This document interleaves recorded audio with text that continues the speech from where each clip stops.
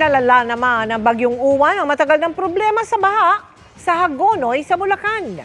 Sa taas ang tubig, pati mga isda pumasok na sa isang bahay. Nakatutok doon live si Marisol Abduraman. Marisol? Mel, halos buong bayan ng Hagonoy ay lubog sa baha dahil sa Bagyong Uwan. Pahirap ito sa mga residenteng pilit na namumuhay ng normal kahit na lubog sa baha. Ang ilan namang residente, lumikas. Mula sa mga kalsada, simbahan, paaralan, pati nga munisipyo, kahit saan ka na ata lumingon dito sa Hagonoy, Bulacan, baha ang makikita. Sa barangay San Agustin, hanggang bewang ang tubig sa mga looban, hanggang hita naman sa kalsada.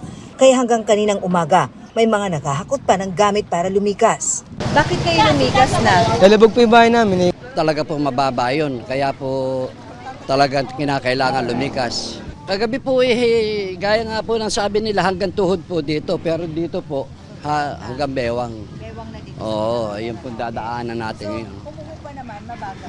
Mabagal lang po. Pero merong ilan na piniling manatili sa kanilang bahay kahit lubog sa baha. Kumusta ho kayo dito, sir? Ayos lang po, masaya naman. Masaya? Kahit gantong lubog sa baha? Opo, Bakit po? sanay na po. Kailan pa po kayo binaha? Kagabi lang? Kagabi lang po malaki.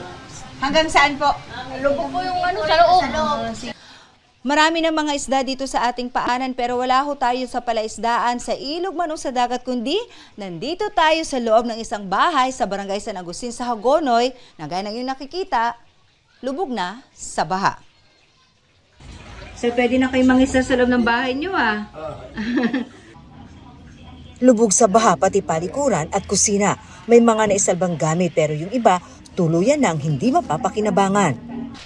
Paano po sir kung mas tumaas pa po ang tubig dito, paano na ho ang inyong pagluluto? Tataas na lang po sa itaas. Yung alin po? Sa terrace. Ito pong Itong kalan, itataasin na po ito. dyan po sa may itaas. Kinakaya po namin para makasurvive kami dito. Gaya ni Mang Alfredo, pilit na mumuhay ng normal ang iba pang residente na basa na nga sa ulan, lubog pa sa baha. Ma'am, bakit kayo lumusong na sa baha? Wala pa itong gagawa Paano kung abutin kayo? May baby pa man din. Saka na lang po maglilikas. Nag-uulan po. Hindi, okay naman. Matira matibay po. Kung tutuusin, sanay na ang mga taga-Hagonoy sa baha pero mahirap pa rin daw ang kanilang sitwasyon. Ang ilan, dumidiskarte na lang para kumita kahit baha. Pwede rin kayong i-amkila po para pumasok sa loob mga looban. Opo, kumikita naman po. Konti, pagbaha. Pagbaha po. May kita. Kumikita naman po kahit konti. Ang ilang bata naman, di alintana ang peligro ng paglusong sa baha at ginawa pang swimming pool ang naipong tubig. Hanggang hita rin ang baha sa barangay Santa Monica. Ang mga nakatira nga sa bahay na ito, nasa ikalawang palapag na. Kung hindi baha, lupa ito lahat na. Yes, buong area po, tas maraming puno. May-ari po ng bahay, mahal din po kami, hindi kami pinababayaan. Kaya hindi po namin basta maiiwan yung area, yung bahay. Hindi, maluwag yan, mami. Alam mo Mel, simula kaninang umaga, paiba-iba ang panahon na naranasan natin dito. Minsan merong pabugso-bugsong pang-ulan, minsan maaraw at mahangin. Pero ang hindi nagbago, baha pa rin. Bagamat, humuhupa naman daw ito, yun nga lang, napakabagal daw nito. Pero ang masaklap Mel, asahan daw ang muling pagtaas ito mamayang alas 9 kung kailan, high tide. Mel. Maraming salamat sa iyo, Marisol Abduraman.